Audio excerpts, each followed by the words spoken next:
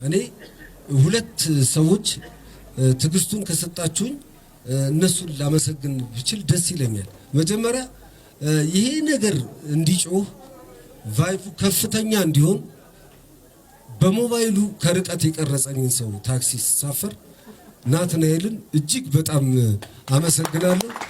ይሄው እዚህ ያለ ይሄ ነው። ይሄን ሁሉ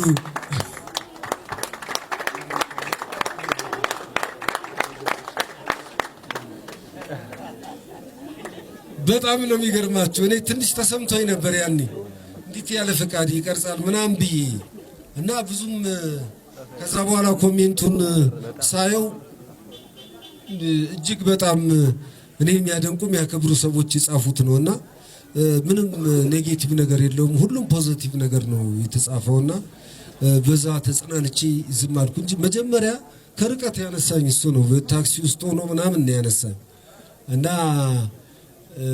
አጨብጭቡልኝ በእናታችሁ።